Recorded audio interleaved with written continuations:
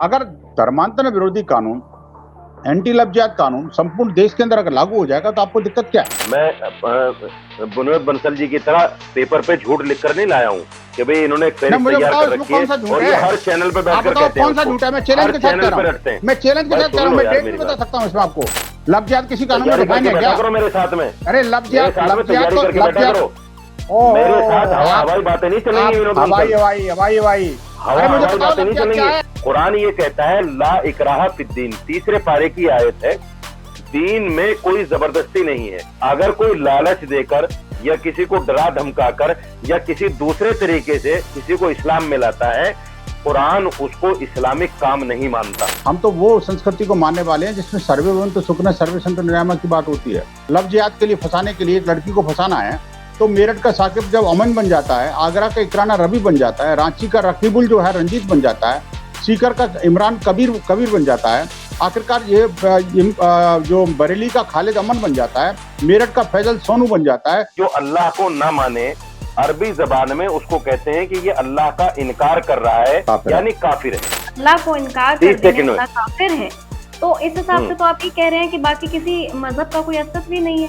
10 लाख मुसलमान लड़कियां मुर्तद हो चुके हैं। ऐसे ही प्यार प्रसंग का मामला है।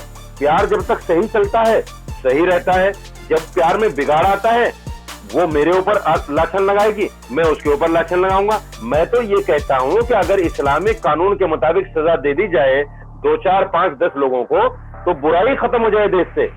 करके तो देखें। ये है इनका शरीयत लागू करने का एजेंडा। हाय, मेरा नाम है सृष्टि और आप देख रहे हैं एबीपी लाइव। एक फिल्म का टीजर आजकल रिलीज हो रहा है जो काफी चर्चा में है। रिलीज हो चुका है टीजर। फिल्म का नाम है बहादुर। बात ये है कि जो फिल्म का टीजर रिलीज हुआ उसमें एक ऐसी चीज दिखी जिसके बाद बवाल मच गया। और वो क्या कारण था? कारण ये था कि कुछ आतंकवादियों की तस्वीर टीजर में शुरुआत में दिखती है और जिसमें कहा जाता है कि अगर जन्नत चाहते हो, 72 हूरे वहां चाहते हो तो जिहाद करो। अब इसे लेकर एक बार फिर संग्राम छिड़ गया है। कुछ वक्त पहले ऐसी एक फिल्म आई द कैरल स्टोरी जो विवादों में बनी रही। एक फिल्म आई कश्मीर फाइल्स, वो भी विवादों में बनी रही। आजकल फिल्मों के मुद्दे विवाद का कारण बन जाते हैं। इसी पर डिस्कशन के लिए आज हमारे साथ दो स्पेशल गेस्ट मौजूद हैं। बहुत बहुत शुक्रिया आपका जुड़ने के लिए। विनोद बंसल जी हमारे साथ यहाँ पे मौजूद हैं, विश्व हिंदू परिषद के नेशनल स्पोक्स पर्सन है। सर, सबसे पहले आपसे शुरुआत मैं करूंगी। ये जो फिल्म है, जो फिल्म्स आती हैं, ये इशू क्यों बन जाती हैं? अगर कोई रियलिटी डिस्प्ले है तो वो इशू का कारण क्यों है? क्या ये वाकई है जिसमें हम कुछ इंफॉर्मेशन डिलीवर कर रहे हैं या फिर एजेंडे का विषय है सर? देखिए, मैं भी ये कहने वाला हूँ एक्चुअली क्या कि हम कोई विरोध करने वाला नहीं है। देश में जो है संविधान हमें अभिव्यक्ति की स्वतंत्रता भी देता है। और एक और बात ये है कि जब तक फ़िल्म देखी नहीं तब तक उसका विरोध कैसे? फ़िल्म सर्टिफ़िकेशन बोर्ड ने उसको सर्टिफ़ाई किया है, उसका अभी टीज़र रिलीज़ हुआ है और उस टीज़र में सिर्फ़ और सिर्फ़ आतंकवाद की बात कही गई है कि 72 हूरों के नाम पर किस तरह से दुनिया को आतंकित किया गया। उस 72 हूरों का सब्ज़बाग दिखा करके और इस्लामिक यूथ को भड़का के, बरगला करके और उसको भ्रमित करके और उनको जन्नत का ख्वाब दिखा करके कि आपको 72 हूरें मिलेंगी, शराब की नदियाँ मिलेंगी, आपको ऐश और आराम करने के लिए ये सब चीज़ें मिलेंगी। तो वो उसके चक्कर में वो व्यक्ति जो है, वो बच्चे जो है या इस्लामिक यूथ जो है, वो उस आतंकवाद की राह पे चले जा रहे हैं। ऐसा जो आतंकवाद से जोड़ करके उस 72 हूरों को कहीं न कहीं दिखाया गया है। तो मुझे लगता है कि जब तक निर्माता निर्देशक की उस बात को पूरा ना समझ लिया जाए, उस समय तक उसका विरोध करने का कोई औचित्य तो मुझे नज़र नहीं आता। एक बात ये भी है कि पूरी दुनिया के अंदर इस बात को ये बड़ा एस्टेब्लिश फैक्ट है कि जो लोग आतंकवाद की राह पर जा रहे हैं, उनमें अधिकांश लोग वही बात है कि जिनको कि इस तरह के सब्ज़बाग दिखाए गए। वो अपनी जान को भी जोखिम में डाल करके और काफ़िरों के बारे में जिस तरह से लोग कहते हैं कि कुरान में इस तरह के लिखा हुआ है कि जो इस्लाम को नहीं मानता वो काफ़िर है और काफ़िर की सज़ा मौत है।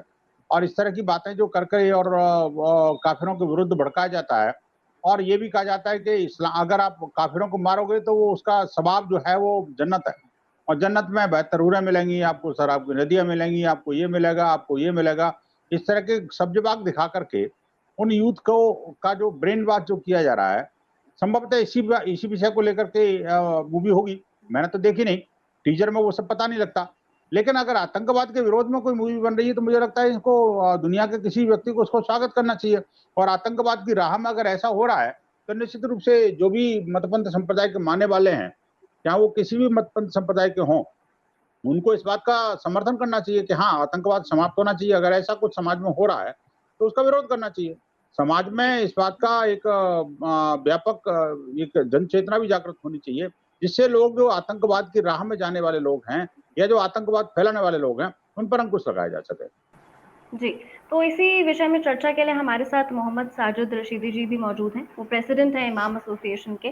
सर, जैसा आपने सुना ही कि जो विनोद बंसल जी ने कहा कि अगर कोई इशू है, किसी फ़िल्म को ये दर्शाते हुए किसी डायरेक्टर ने कोशिश की है कि जिहाद के पीछे की ये वजह बताई जाती है, तो आतंकवाद को ख़त्म करने में आपको समर्थन देना चाहिए, ना कि फ़िल्म का विरोध करना चाहिए।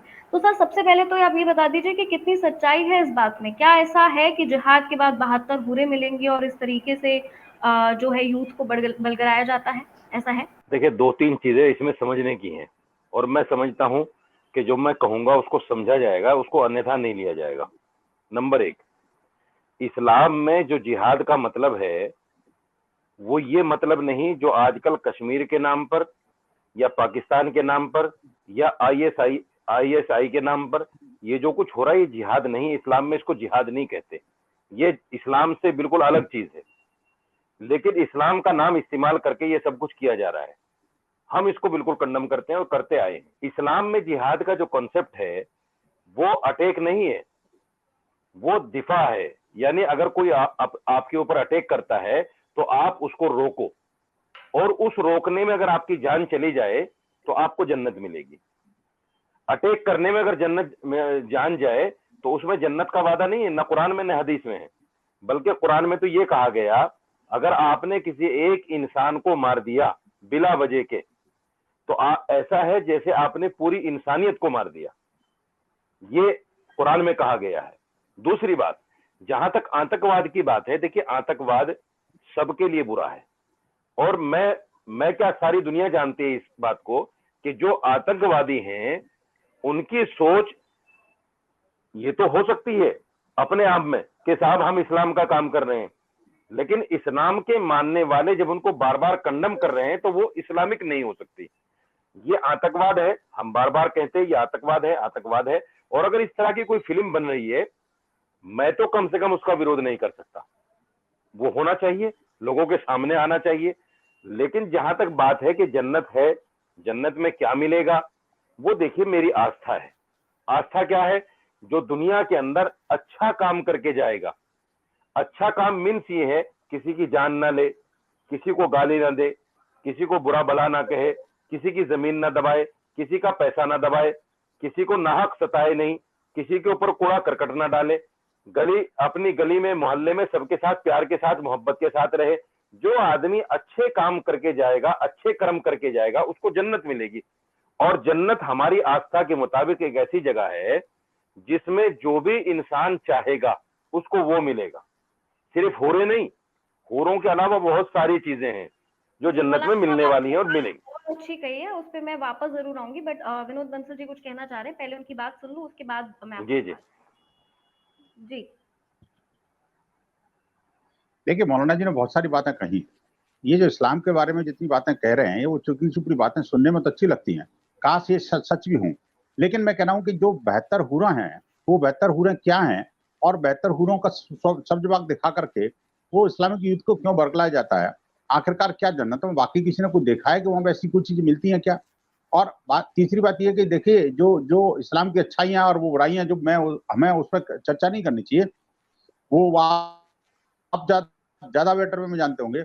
लेकिन ये बात तो सच है कि जन्नत हूरें और इनका सवाब दिखा करके, और जिस तरह से काफिरों को मारा जाता है, कुरान के अंदर कहा है कि एक कोई आयत भी है जिसमें कि काफिरों को डिफाइन किया गया है कि काफिर कौन है और काफिर के साथ क्या करना चाहिए, ये भी इस्लाम में निर्देश दिया गया है। वो क्या है मौलाना साहब, जरा थोड़ा उसमें विस्तार से बताएं तो अच्छा रहेगा दर्शकों को। मैं बताता हूँ। बंसल भाई, बहुत अच्छा सवाल किया आपने, और अच्छी बात है, इस तरह का आपस में आदान प्रदान होना चाहिए कि ये चीजें क्या है। नंबर 1 तो आप ये समझ लीजिए, जो काफिर वर्ड है ये अरबिक लफ्ज है और इसके माना है इनकार करने वाला। यानी जो अल्लाह को ना माने, अरबी जबान में उसको कहते हैं कि ये अल्लाह का इनकार कर रहा है, यानी काफिर है। इसका मतलब ये है हम्म, अल्लाह का ठीक इनकार करने वाला काफिर कहलाता है। दूसरी बात, जो मतलब आप जैसे कह रहे हैं कि मैं काफिरों और को सृष्टि मारने का जैसे सर हम्म, सर सर ठीक सर है, एक ठीक, मिनट बोलिए सुन लीजिए। बोलिए। जो आप कह रहे हैं कि काफिरों को मारने का कुरान में हुक्म है, ऐसी कोई आयत कुरान में नहीं है जिसका मतलब आम हो कि काफिर को जहां देखो वहां मार दो। उस वक्त में जब जंगें हुआ करती थी, लेकिन मैंने मौलाना जैसे कहा कि अटैक अटैक हुआ करता। लेकिन आपने कहा कि मैं अल्लाह को इनकार कर 30 देने सेकंड में वाला काफिर है, तो इस हिसाब हम्म से तो आप ये कह रहे हैं कि बाकी किसी मजहब का कोई अस्तित्व ही नहीं है। आप सीधा सीधा ये कह रहे हैं। नहीं नहीं नहीं, बिल्कुल नहीं, बिल्कुल नहीं। इसका मतलब ये नहीं कि अस्तित्व नहीं मजहब का किसी का भी। मजहब तो ये नबी पाक सल्लल्लाहु अलैहि वसल्लम के टाइम में भी थे, उसके पहले जितने भी नबी और जितने भी हमारे मैसेंजर ऑफ गॉड आए हैं उनके टाइम में भी थे। हिंदू मजहब सनातन धर्म कोई आज का थोड़ा ही है। इसका मतलब ये नहीं है कि भाई कुरान उसको मना करता है, इनकार करता है, कि ऐसा नहीं है, बल्कि कुरान में तो तमाम मजाहिब का जिक्र भी है। हिंदुओं का जिक्र है, ईसाइयों का जिक्र है, यहूदियों का जिक्र है, नहीं, सबका तो हिंदुओं जिक्र के है। साथ क्या करना चाहिए? नहीं देखिए, हिंदुओं के साथ तो मैं आपको बता दूं, मोहम्मद साहब ने ये कहा है कि अगर आपकी मां हिंदू है तो उसके चरणों के नीचे भी आपके लिए जन्नत है। ये इस्लाम धर्म है। नहीं और नहीं मोहम्मद नहीं, साहब ने नहीं, यह भी कहा है, अगर आपका पड़ोसी कोई भूखा सो जाए और आप पेट भर के हैं, चाहे वो पड़ोसी हिंदू ही नहीं, क्यों नहीं, ना हो, तो नहीं, आप नहीं, वो मुसलमान सबकी बात नहीं हो सकते। ये मोहम्मद नहीं, साहब ने नहीं, नहीं, कहा है। इस्लाम नहीं, तो नहीं, ये वो है। बात नहीं है। देखिए देखिए, वो वाली बात हम नहीं रही डिस्कस बात, कर रहे सुनिए, आज। हमारा 30 सेकंड टॉपिक और बेहतर दीजिए, 30 होगा। सेकंड और दीजिए, सुनिए, 30 सेकंड और दीजिए।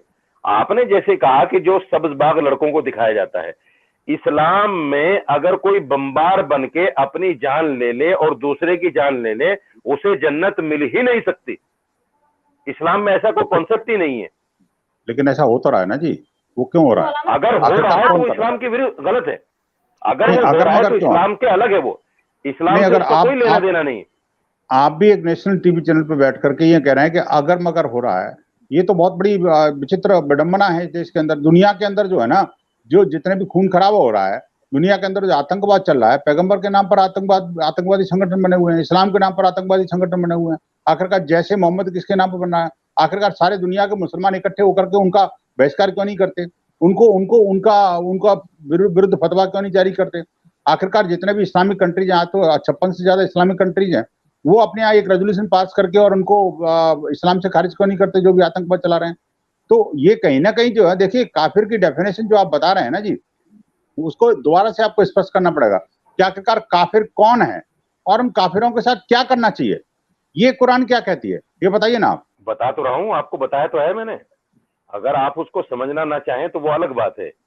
असल जो मैंने बताया है वही है। दूसरी बात जो आप कह रहे हैं ना कि भाई इसके खिलाफ कोई रेजोल्यूशन पास क्यों नहीं होता, बाकायदा फतवे हैं इन जिहादी तंजीमों के खिलाफ कि इनका इस्लाम से कोई लेना देना नहीं, ये आतंकवाद है, ये आतंकवादी हैं, बाकायदा फतवे हैं इस पर। हाँ, आप चलिए, पब्लिक डोमेन में जाइए, दारुल की वेबसाइट पे जाइए, आपको फतवे मिल जाएंगे इस पर। मौलाना साहब एक मिनट दीजिए मुझे। चलिए, जी जिससे आपने एक बहुत अच्छी बात से शुरुआत की कि आपने 72 हूरों पे आपने एकदम खारिज कर दिया कि इसके अगेंस्ट हमें कोई प्रॉब्लम नहीं है। पर लेकिन आप इस डिबेट से बाहर निकल के देखेंगे तो तमाम जगह पर इससे आपत्ति है। और अगर आप सोशल मीडिया पे देखेंगे तो इसके खिलाफ भारी भरकम कंट्रोवर्सी चल रही है, जहां पर ये मंजूर नहीं की जा रही है। चलिए, आपने बहुत अपना इसे किनारा कर लिया कि मुझे कोई परेशानी नहीं है, वो एक बात रही। आप देखिए कि छोटे छोटे इश्यूज को आप देखिए, ये तो बड़ी बात है कि आपने कहा हमारी फतवे जारी किए गए हैं, आतंकवादियों को हम आतंकवादी कहते हैं, अपना नहीं कहते। पर आप ये देखिए, जो छोटे छोटे साहिल जैसे लोग हैं, आप उनके लिए क्या कहेंगे? क्या अपने आसपास की सोसाइटी को सिक्योर रखना खुद एक धर्म की जिम्मेदारी नहीं है कि इन जैसे लोग हमारे धर्म के लोगों का नाम खराब कर रहे हैं? क्या वो रिस्पॉन्सिबिलिटी नहीं है? ये ऐसे लोगों के लिए आप क्या कहेंगे? देखिए, एक चीज बताऊं मैं आपको। अभी राजस्थान में एक कांड हुआ था पिछले दिनों, जिसमें सर तन से जुदा के नारे लगे थे और एक टेलर मास्टर का जो है कत्ल भी हुआ था। उसके बाद में उन लोगों की तस्वीरें किन लोगों के साथ सामने आई, वो भी सारी दुनिया ने देखा। दूसरी बात देखिए, एक चीज को समझना पड़ेगा हमें कि ये ऐसा आज के वक्त में क्यों हो रहा है। ये इसलिए हो रहा है कि हर आदमी सियासी रोटी अपनी नहीं, अपनी लेकिन अपनी सियासी रोटी सेक रहा है।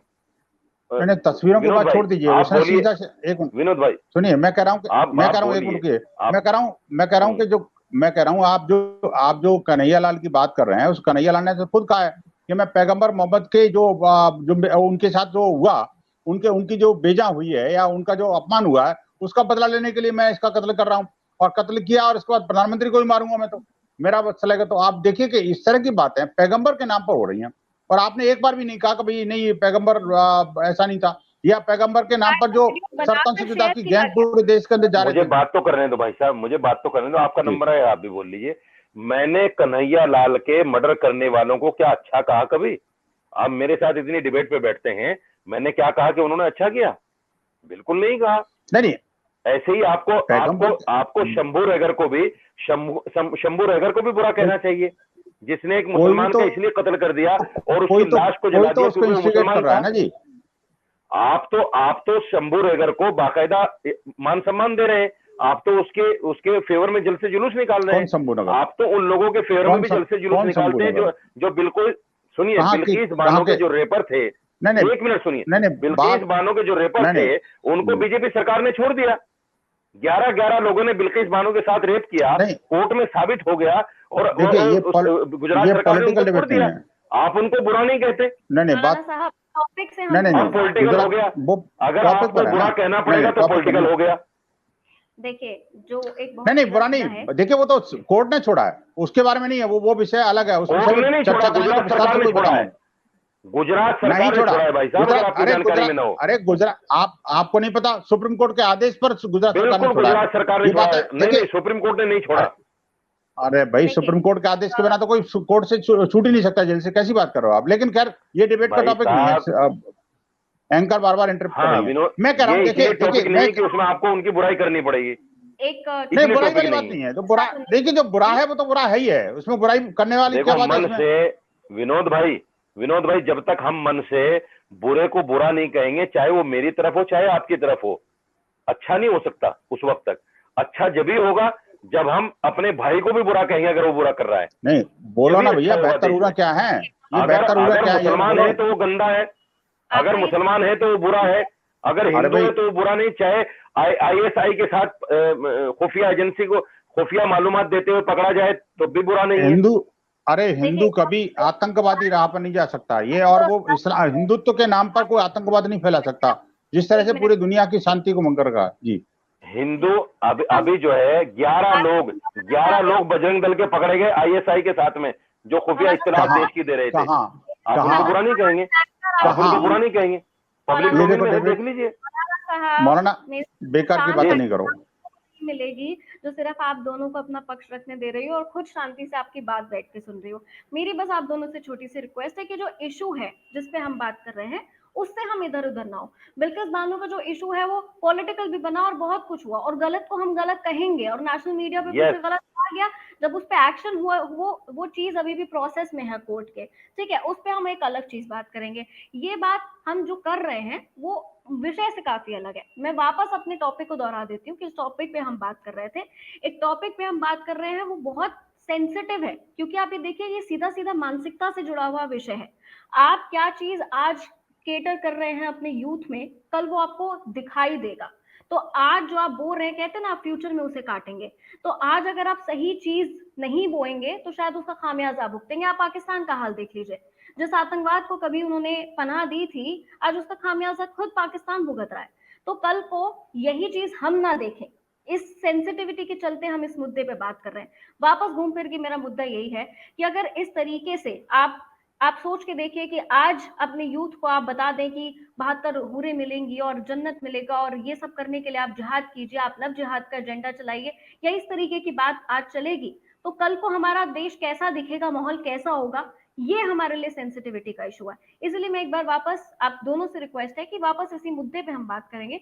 शुरू से मेरा सवाल वापस से मौलाना साहब यही है, आपने बहुत सारी बातों को साइड लाइन कर दिया, जबकि जब मैं टीवी डिबेट पे देखती हूँ ऐसा होता नहीं है, स्टैंड बहुत क्लियर होते हैं। बहुत अच्छी बात है कि आपने सीधा सीधा ये कह दिया है कि आतंकवाद से रिलेटेड जो भी चीज है उसको आपने बिल्कुल कह दिया कि हम सपोर्ट नहीं करते।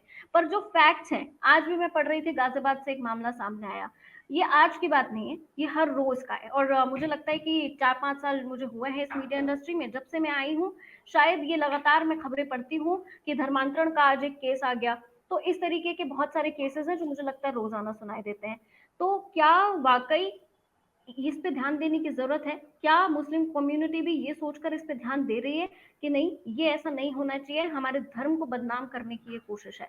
उसके पीछे कितना ये कम्युनिटी ध्यान दे रही है? सृष्टि जी, एक चीज मैं आपको बता दूं, हमारे जो मदरसे चलते हैं ना, जी। आप उनका सर्वे कीजिए। मदरसों में सिर्फ और सिर्फ यही चीज पढ़ाई जाती है कि कोई बच्चा गलत लाइन पे ना जाए। आप सर्वे कीजिए इसका। और मैं समझता हूं जब से देश आजाद हुआ है, मदरसे उससे भी पहले से हैं, आज तक हमारी जो एजेंसी है, हमारी एजेंसी इतनी कमजोर नहीं है कि उनको ये नहीं पता किस मदरसे में क्या पढ़ाया जा रहा है या किस मदरसे में क्या हो रहा है। उनको सब पता है। उनको मस्जिदों को भी पता है, उनको मदरसों को भी पता है। अगर मदरसों में, मस्जिदों में कोई इस तरह के गलत काम होते, जहां जहां हुए हैं वो इन्वेस्टिगेशन में आए हैं, उनको पकड़ा गया है। लेकिन ऐसा नहीं है कि सारे के सारे ऐसे हैं। ये देश जो है 140 करोड़ की आबादी है हमारी। इतनी बड़ी आबादी में सबको सुधार देना बड़ा मुश्किल काम है सृष्टि जी। ये अलग बात है, इसको सोचिएगा आप। सबको नहीं सुधार सकते। गलत हम में भी है और गलत दूसरी साइड भी है, बंसल जी की साइड भी है। ऐसा नहीं है कि बंसल जी की साइड सब दूध के धुले हैं। अगर बीजेपी में चला गया तो वॉशिंग मशीन में निकल गया, और कांग्रेस में है या दूसरी पार्टी में है तो वो देशद्रोह है। तो इसको समझना पड़ेगा। और जब हम खुले मन से विचार करते हैं ना सर विनोद भाई, जब हम खुले मन से विचार करते हैं तो हमें सच्चाई सामने आती है। जब हम आईना देखते हैं हमारा चेहरा कैसा है। हम टीवी पर बैठकर, मैं आपको गाली दे दूं, आप मुझे गाली दे दो, ताकि मेरे मानने वाले, मेरे व्यूअर खुश हो जाएं, ये हो जाता है। लेकिन जब हम आईना देखते हैं तो हमें पता चलता है सच्चाई क्या है, और उस सच्चाई को नहीं मुकरना चाहिए, सबके सामने लाना चाहिए। अगर बुरा है मेरे अंदर कोई, जैसे अभी एक सवाल किया गया धर्मांतरण का, मैं उसका जवाब देता हूं। धर्मांतरण के मामले में हमारा बिल्कुल स्पष्ट मानना है, और मैं कुरान से उसका उदाहरण देता हूं, जैसे मैंने आतंकवाद पर भी दिया है। कुरान ये कहता है ला इकराहा फिद्दीन, तीसरे पारे की आयत है, दीन में कोई जबरदस्ती नहीं है। अगर कोई लालच देकर या किसी को डरा धमकाकर या किसी दूसरे तरीके से किसी को इस्लाम में लाता है, कुरान उसको इस्लामिक काम नहीं मानता, उसको सिरे से नकारता है। उसका इस्लाम से कोई लेना देना नहीं है। ये समझ लीजिए आप अच्छी बात। जो कुरान में कुरान बता रहा हूं, अगर मुसलमान ये शिक्षाएं जाने नहीं ना भाई सर, मौलाना साहब, जो आप कह रहे हैं वो या तो वो दूसरी कुरान है उनके पास जो पढ़ते हैं वो। मुझे 30 सेकंड सिर्फ दीजिए, फिर आप कहिए। देखिए सृष्टि जी, जब इस्लाम को लोग मुसलमान की नजर से देखते हैं तो इस्लाम के अंदर 10 बुराइयां आपको मिलेंगी। क्योंकि मुसलमान जो है आतंकवादी भी है, मुसलमान शराबी भी है, मुसलमान जिनाकार भी है, मुसलमान बदमाश भी है, मुसलमान चोर भी है। सारी बुराइयां मुसलमान के अंदर मिल जाएंगी। मुसलमानों में हैं ऐसे लोग। मैं ये नहीं कहता हूं कि हमारी कम्युनिटी बिल्कुल दूध की धुली है और कोई बुरा काम हम लोग नहीं करते, हम में हैं ऐसे बुरे लोग। लेकिन जब इस्लाम की नजर से मुसलमान को आदमी देखेगा, कोई भी, चाहे विनोद भाई हो या कोई भी हो, तो इस्लाम में बुराई नहीं है, मुसलमान में जरूर बुराई है। इसलिए हम मुसलमान की बुराई देखकर जब धर्म को बुरा कहते हैं ना, तो हमें बुरा लगता है कि धर्म को बुरा मत कहो, अगर बुरा किसी ने किया है तो उसको बुरा कहो। जवाब देने दीजिए जी। देखिए, कोई एक पर्टिकुलर रिलीजन को अटैक कभी नहीं करता, और ये तो भारतीय संस्कृति है भी नहीं। मौलाना जी, आप जब भारत के अंदर पहली बार आया था इस्लाम, तो आपको पता है कि अपने केरल के अंदर उस राजा ने सबसे पहले मस्जिद बनाने के लिए जमीन अपने हिंदू राजा ने दी थी ना जी। हम तो वो संस्कृति को मानने वाले हैं जिसमें सर्वे भवन्तु सुखिनः सर्वे सन्तु निरामया की बात होती है, जिसमें वसुदेव कुटुंबकम की बात करती है। और जो विदेशस्थ जो लोग हैं, चाहे वो किसी भी मतपंथ संप्रदाय को मानने वाले, हम उनकी उन्नति की कामना ही नहीं करते। सिर्फ भारतीय जब भी भारत से बाहर जाता है तो उनकी उन्नति में सहभागी बनता है। लेकिन मुझे बताइए कि जब षड्यंत्र पूर्वक ये जब मेरठ के साकिब को अमन बन जाए, लव जिहाद के लिए फंसाने के लिए एक लड़की को फंसाना है, तो मेरठ का साकिब जब अमन बन जाता है, आगरा का इकराना रवि बन जाता है, रांची का रकीबुल जो है रंजीत बन जाता है, सीकर का इमरान कबीर बन जाता है, आखिरकार ये जो बरेली का खालिद अमन बन जाता है, मेरठ का फैजल सोनू बन जाता है, नौबस्ता का फतेह खान आर्यन बन जाता है, नवी मुंबई का अजमल अजय बन जाता है। और आखिरकार ये जो लोग मिलकर के हिंदू बेटियों को षड्यंत्र पूर्वक फंसाते हैं। आप देखिए कि लखनऊ के नदीम ने सीमा सोनी को मार दिया, इलाहाबाद के अदनान ने हिना तलरेजा को मार दिया, कोटा के रिजवान ने अंतमा को मार दिया, और दिल्ली के अशरफ ने खुशी परियार को मार दिया, मेरठ के साकिब ने एकता देशवाल को मार दिया, दिल्ली के रोहिणी की लाइक खान ने नीतू को मार दिया। शमशाद जो मेरठ का था उसने चंचल और प्रिया दोनों की हत्या कर दी। आप देखिए सृष्टि जी, आप जहाँ रहती है मुझे लगता है वहीं की पश्चिमी उत्तर प्रदेश में है, वहां पर एक मोदी नगर की घटना है।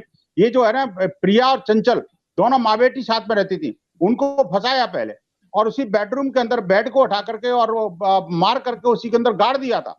आप देखिए कि मुंबई के मुजम्मिल ने मानसी दीक्षित को क्यों मारा, रोहतक के मोहम्मद साहिल ने तनिष्क को क्यों मारा, गाजियाबाद के शेर खान ने नैना कौर को क्यों मारा, सोनभद्र के एजाज अहमद ने प्रिया सोनी को क्यों मारा, रोहतक के आरिफ खान ने शिवानी को क्यों मारा, नैनीताल के जो इमरान ने दीक्षा को क्यों मारा।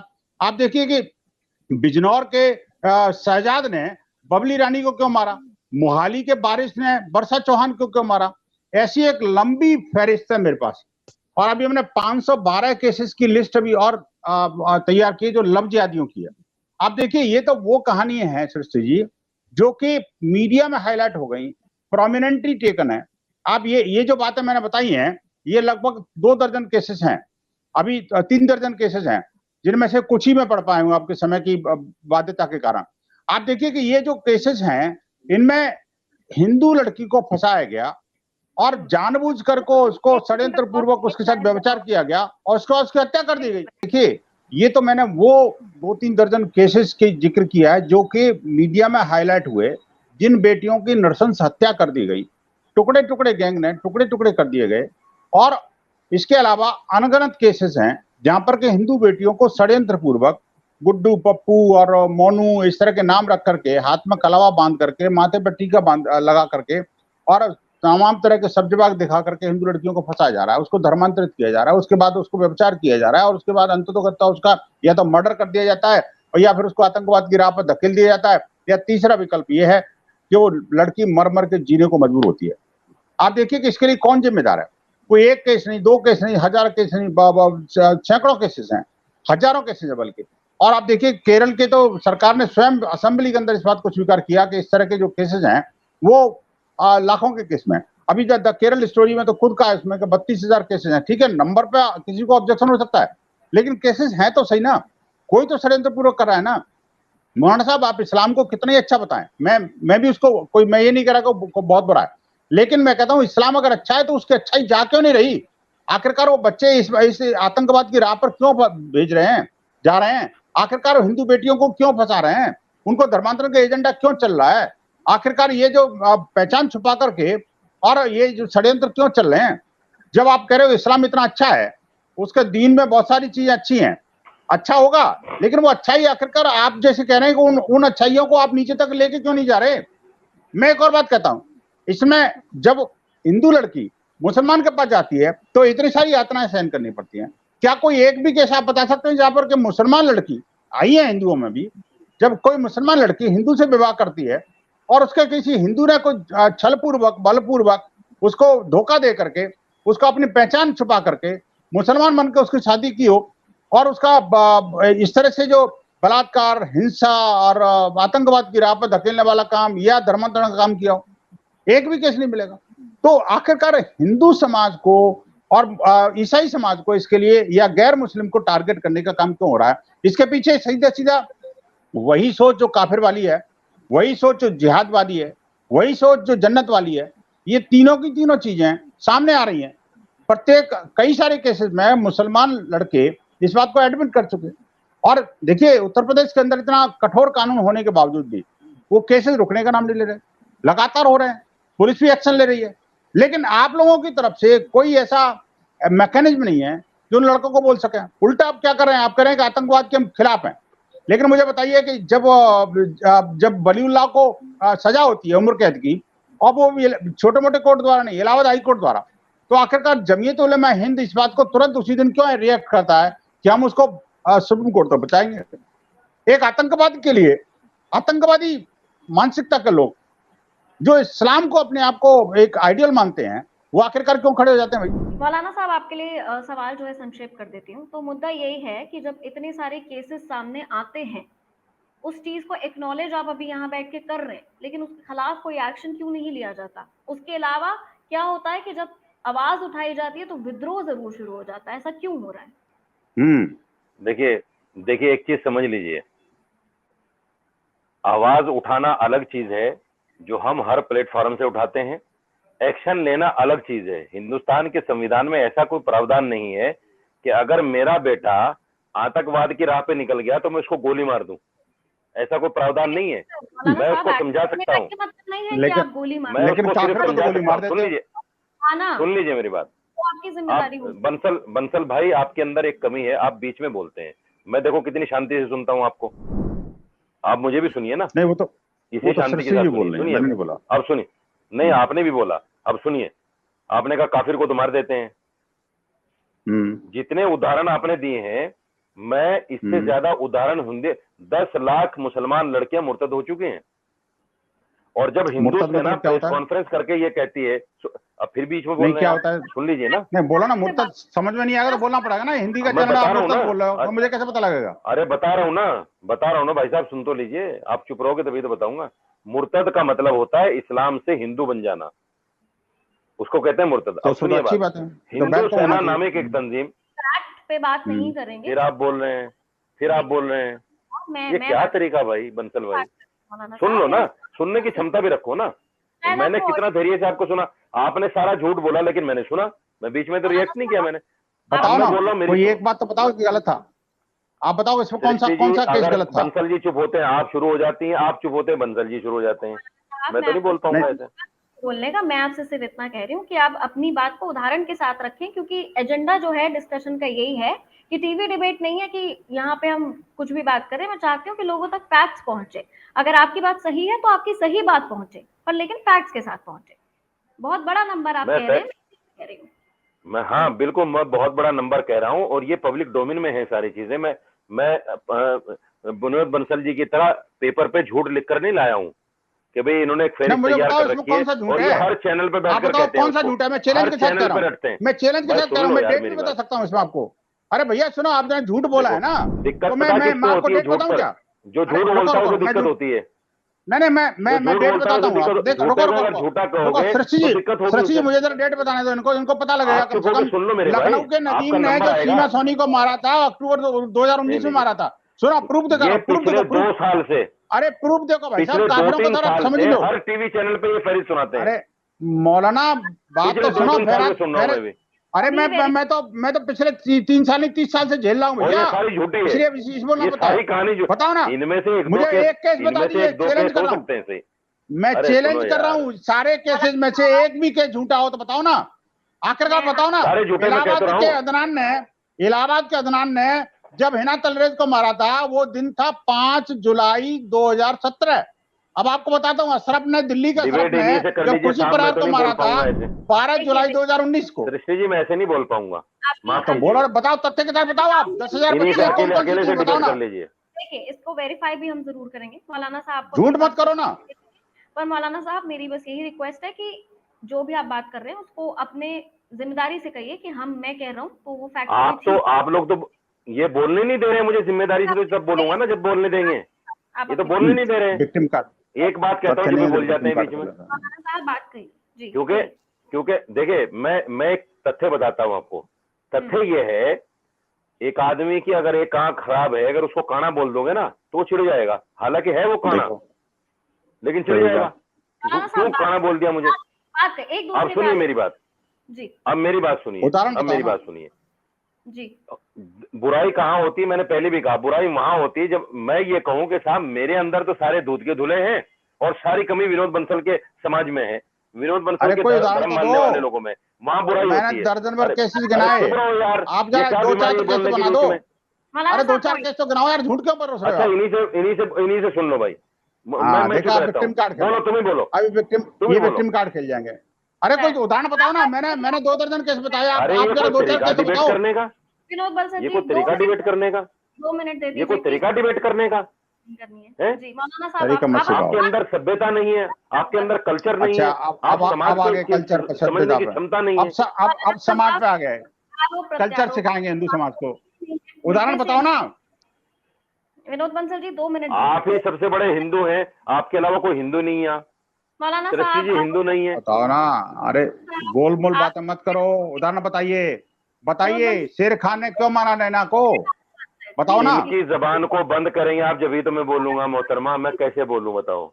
जी प्लीज आप शुरू कीजिए। विनोद बंसल जी प्लीज बताओ मैं कैसे बोलूं। मौलाना साहब अब आप शुरू कीजिए, कोई नहीं टोकेगा, पर ये आप चुप नहीं रह सकते, मैं बोल रहा हूँ, मैं दावे के साथ कहता हूँ चुप नहीं रह सकते ये। आरोप प्रत्यारोप नहीं, आप झूठ सीधा बोलोगे इनको तो मैं पिछले 5-10 साल से डिबेट में देख रहा हूँ, इनकी आदत है ही नहीं दूसरे को सुनने की। मैं आपसे इनके कह पास रही हूँ, फैक्ट नहीं है। आप बोलिए, आप बोलिए। चलिए अब आप सुनिए, सीधा अब सुनिए, जी मैं फिर अपनी बात वहीं से शुरू करता हूँ कि कोई भी समाज हो या कोई भी धर्म हो, उसमें अच्छे बुरे सब जगह होते हैं। अजमेर ब्लास्ट में किन लोगों का नाम आया था? आईएसआई के साथ खुफिया तंत्र देने के लिए अभी 11 लोग पकड़े गए। देहरादून से एक केस आया था जिसने अपनी मंगेतर को, अपनी प्रेमिका को 36 टुकड़े कर दिए। हिंदुओं में नैना साहिनी कांड क्या हुआ था किसको नहीं पता है? आसाराम ने क्या किया है, राम रहीम ने क्या किया है, ये सब आप लोगों को पता नहीं है क्या? वो भी आतंकवादी, वो भी जिहादी है क्या? वो भी जिहादी है क्या? नहीं, वो भी जिहाद है क्या? फिर देखो, मैंने कहा था ना कि आप चुप रह ही नहीं सकते। मैंने कहा था कि आप चुप रह ही नहीं सकते। क्योंकि जब आपको आईना दिखाने की कोशिश करूंगा मैं, जब आपको आईना दिखाऊंगा तब तक आपको मिर्ची लगेगी। हो रही है बात लफ्जियात की हो रही है और आतंकवाद की हो रही है और धर्मांतरण की हो रही है। इनमें जो जितने केसेस आपने गिनाए उसमें न तो धर्मांतर है, न लफ्जियात है, न आतंकवाद है, न बेहतर इन्वॉल्व है। ये जो टॉपिक है ना डिबेट का, वो डिबेट के टॉपिक से मत भागा करो ना। आप जो डिबेट के टॉपिक पर रहिए ना, बता दूं, मैंने आपको चैलेंज किया कि एक भी हिंदू लड़के ने किसी मुस्लिम लड़की को छठपूर्वक बलपूर्वक फंसाया हो, उसको मारा हो, तो वो बताओ ना। आप कह रहे 10,000 लड़कियां कन्वर्ट हो गई, आखिर 10,000 में से एक तो बताओगे। 10 नाम तो बताओ ना। अरे 10 नाम तो बताओ, मैं लिस्ट लेके बैठा हूँ। बता रही है कि आपके अंदर सच्चाई नहीं है। ये तो दर्शक जानते हैं अच्छी तरह से किसी की बात कर रहे हो आप। बिल्कुल। आप ये जो है ना, आप नाम नहीं बताओ, नाम बताओ, रखिए, बताओ नाम सुनने की क्षमता तो रखिए। सुनिए, 2021 में बीजेपी के मिनिस्टर ने पार्लियामेंट में खड़े होकर कहा फिर वो बीजेपी आ गया, जैसी कोई चीज नहीं है। अरे भैया कानून नहीं है इसलिए कहा, कानून नहीं है इसलिए बोला। अरे जय किशन रेड्डी ने बोला था कानून नहीं है इसलिए, कानून में डिफाइन नहीं है। वही तो हम कह रहे हैं कानून बनना चाहिए, धर्मांतरण विरोधी कानून। अरे भाई लफ्जियात किसी कानून में डिफाइन है क्या? मेरे साथ में, अरे लफ्जियात तो मेरे साथ हवाई बातें नहीं चलेंगी। हवाई अरे मुझे बताओ लफ्जियात क्या है? ये लफ्जियात का कोई किसी हिंदू ने किसी मुस्लिम लड़की को बताया क्या? उसको रख लो उठा के। ये देखिए कोई मानने वाला नहीं है, इसके अलावा कोई बात लेके आओ। सृष्टि बौखला गई है। मुझे मैं कह रहा हूँ एक भी केस बता दो। मैंने दर्जन भर केसेस बताए इनको। मैं कहता हूँ एक भी केस बता दो जहां पर हिंदू लड़के ने मुस्लिम लड़की को फंसाया हो, 35 टुकड़े की हो, 35 टुकड़े। एक बताओ ना, 2 बता दो, हजारों केस, 4 बता दो मेरे पास। आप बताओ ना, आप तथ्य नहीं है इनके पास, झूठ लिख के तो इधर उधर की बातें करेंगे। पब्लिक डोमेन में सारा कुछ है, गूगल कर लो। हाँ पब्लिक डोमेन में, गूगल में नहीं होता। अरे भैया गूगल इंडस्ट्री से, ये गूगल इंडस्ट्री से पढ़े हुए लोगों को कहाँ बुला लेते हो सृष्टि जी आप भी यार? ये कम से कम धरातल पर हैं।